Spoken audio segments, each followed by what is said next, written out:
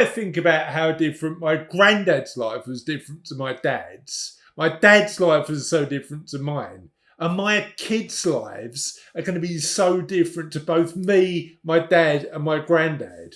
I often wonder whether you can learn anything across the generations. But then I realise, whilst my children's lives, my girls' lives, are going to be fundamentally different in a bunch of ways, there's so much that we can learn, not only generationally in 4 or 5 generations, but from the way the ancients used to live, about values, virtues and attributes which transcend everything. And there's also clear evidence to point to the fact that sharing our generational knowledge and wisdom is not only good for the people we impart that knowledge on, but also good for us. So in this video, I want to share why the modern science and the ancient philosophers both agree that learning and sharing intergenerational wisdom is so important. And I want to talk about the 4 steps you can take to start doing this today. Welcome to What Happens Next.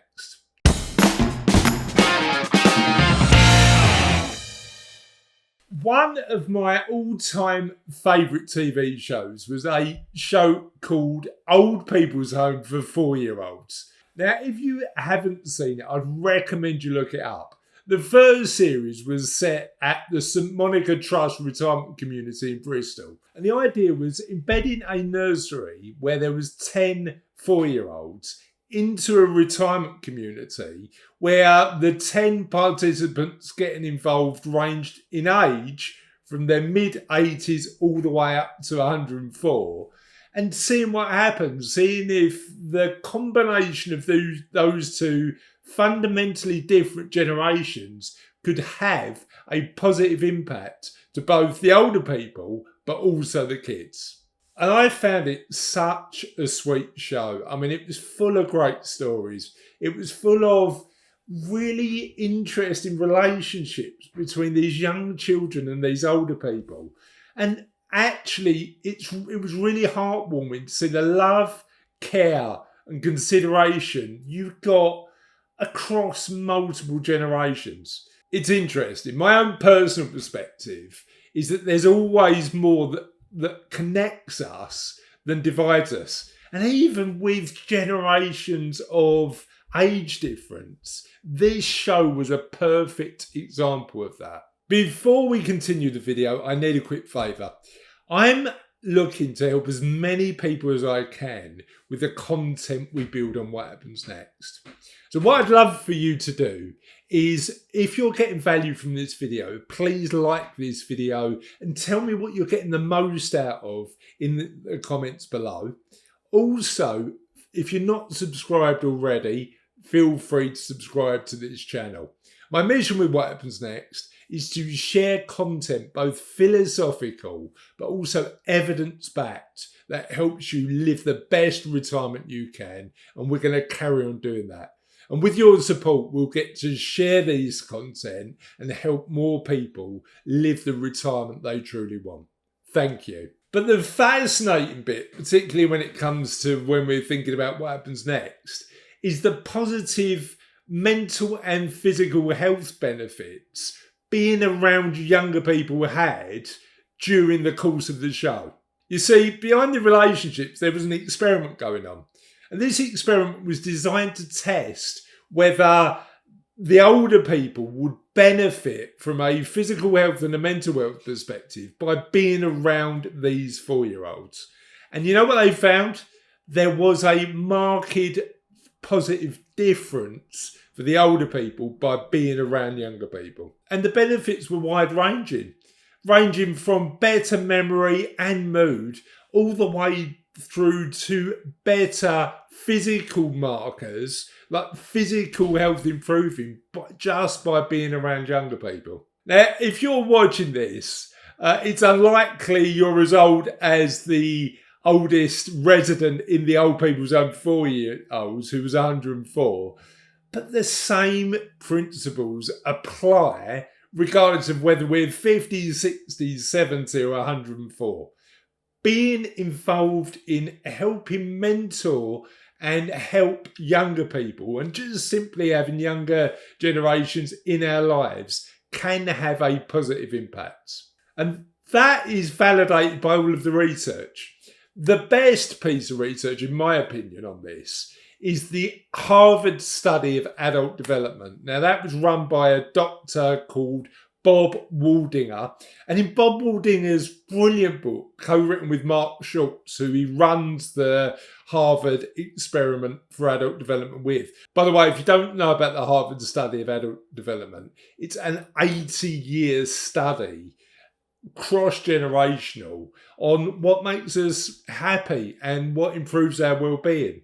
And there was one clear factor from both Dr. Waldinger's book with Mark Schultz, The Good Life, Lessons from the World's Longest Scientific Study of Happiness, but also from all of the research. If you had to boil down all of the research and what it said, relationships matter. And actually investing time, effort and energy into relationships is really important. But as we're talking about relationships and friendships across generations, I suppose the big question is, do intergenerational relationships matter? And I'd suggest having intergenerational relationships with people both younger and older than you can have some unique benefits. And one example is purpose. Now, when we leave work, we're thinking about retirement or we're thinking about the next chapter of our lives. What we're trying to do is think about how we can find purpose in our lives in that next chapter. And for a lot of my clients, that comes from spending more time with their kids and grandkids. But that doesn't need to be the only way you can find purpose, by interacting with people younger than you. I've got clients who mentor. I've got clients who teach. I've got clients who share their knowledge, skills and expertise with the next generation coming up, either in their particular industry or profession, but also in their communities. I've got clients who help out locally with a cause they really believe in, sharing their knowledge, skills and expertise with people who really need the help. And the Stoics agreed. Seneca, in his letters, emphasised the reciprocal nature of relationships and once said, associate with those who will make a better man of you, but also welcome those who you yourself can improve. The process is mutual. For men and women, learn when they teach. And also the Stoics believed in community. And we know from the modern research that community is also incredibly important for our own well-being too. The Stoics had a particular term, cosmopolitanism. And actually the Stoics talked about the fact that community isn't only with our families or our friends or our neighbourhoods or interest groups. It's with everyone. And there's one organisation I always look at who does this fantastically and encourages community in very localised ways, but has a global impact, and it's Rotary. Now, Rotary might not be for you, but I'd certainly recommend that if you're thinking about your next chapter of your life, you check out the amazing work they do, not only locally in your community, but also on a global scale. And that, for me, is cosmopolitanism in action. Having the opportunity to meet locally, but also have a positive impact on the world. And if joining something like Rotary isn't for you, there's still ways that you can engage with intergenerational learning and planning. And in tribute to Old People's Home for 4-year-olds, I want to give you 4 ways that you can do that today. The first way is creating a family legacy project. Now, I've done this in my own life. I've spoken before on What Happens Next about the podcast that I created many years ago with my daughter, who helped me, and along with the guests we interviewed, about kindness to become a far kinder person.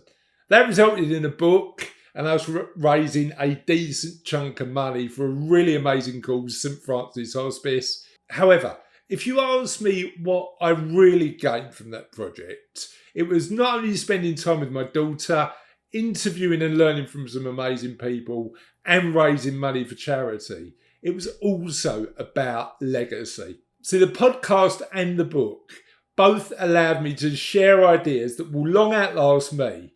And the book on that can be passed to my kids and grandkids about my perspective on kindness and the world will be a lasting legacy. I've also been more conscious since losing my mum in 2019 and my dad becoming a lot older that I'd love to permanently record some of the amazing stories my dad's got about the world. My dad was a East London docker for many years, and I'll tell you what, there's some fantastic stories there if he lets me record them. Full disclosure, I'm still trying to persuade my dad to share some of these amazing stories, but it raises a question we need to consider. How could you create a family legacy project in your own life? You might want to record some of the stories from your life for prosperity. You might want to just tell them to your kids and grandkids as you do. You might want to write a book. You might, as many of my clients do, actually build your own family tree so you can understand about not only where your family's going, but where it's come from. There's a number of ways to create a family legacy project, but what it does allow is engaging with your kids and grandkids intergenerationally into something that's important for all of you. The second suggestion I've got is to do a skills exchange. I think about the skills that I've got and I try to impart on my girls, but I also think about the skills that they're just far more adept at than me and they can teach me. So what do you know that you could teach your kids and grandkids that just wouldn't be in their skill set? And what can they teach you? For you sharing with the kids and grandkids, it might be woodworking or public speaking or cooking. What could your kids and grandkids teach you? It might be about AI. It might be about using technology. It might be about a skill and interest they love that you've never been into. For me, my girls are amazing musicians.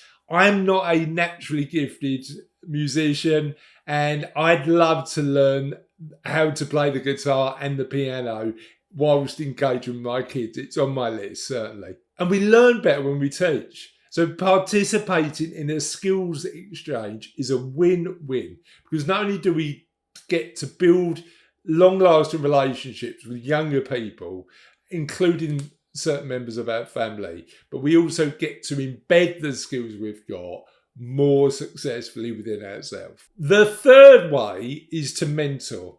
And I know people in their 50s, 60s, 70s and beyond who are amazing mentors. Now, you can mentor in a bunch of different ways. I know people who are semi-retired and mentor the younger people in their particular profession. I know people who volunteer for charities and mentor people who are younger and don't have access to specific role models in their lives. And I know loads of people who mentor via clubs and community groups, including stuff like Rotary or Roundtable, or when it comes to the younger generations, Cubs, Scouts and Guides. And I talk a lot about both community and social well-being in the What Happens Next book. Now, I've finished the What Happens Next book, but it's currently going through an editing stage.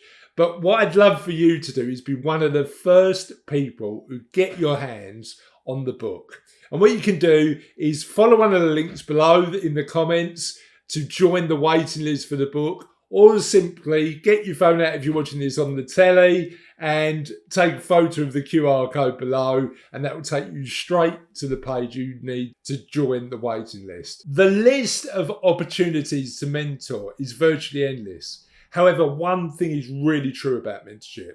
It actually helps you feel better about giving back, but also the younger person benefits from that relationship too. My fourth tip is a real personal one. I think about my granddad quite a lot. We lost my granddad when Charlotte was little, so it was 18 years ago now. And I was really pleased that my granddad got to see Charlotte being born and actually attend her christening, but unfortunately didn't last to see her grow up to the amazing woman she is now. But when I was a kid, one of the fondest memories I had with my granddad was he used to take me into London. And he always used to tell me this story about me going to the National Gallery in London.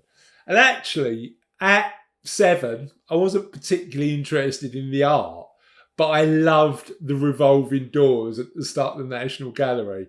And I used to go around the revolving doors a few times, go in, look at the art, and then come out and play with the revolving doors. My granddad used to take to loads of amazing places, including the Imperial War Museum. And I remember at the time there was a full World War II bunker. My granddad was involved in World War II. Full World War II bunker that I used to run through and around. And we talked about it for years to come. Now, none of these trips were particularly expensive or elaborate, but it was interesting.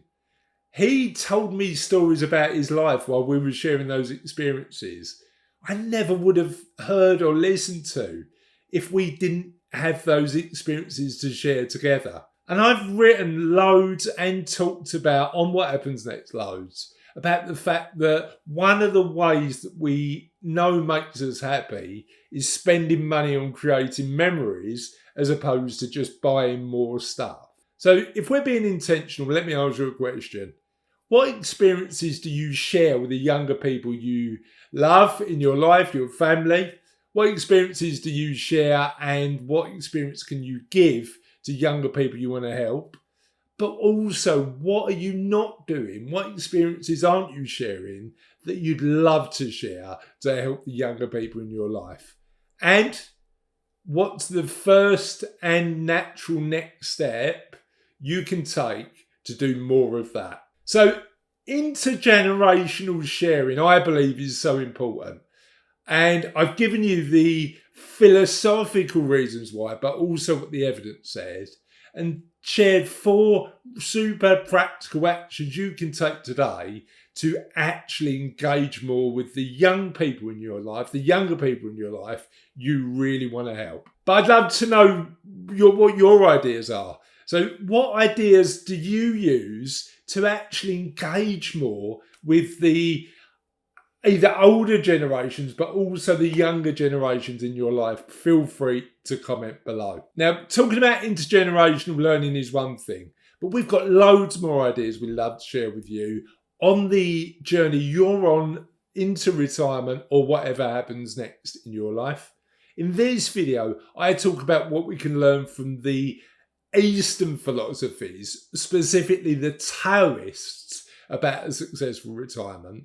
And in this video, I explore the nature of change and why actually change might be good for us when we're thinking about what happens next. Enjoy the next videos if you watch them. Have a lovely remainder of the day, and we'll see you on the channel soon.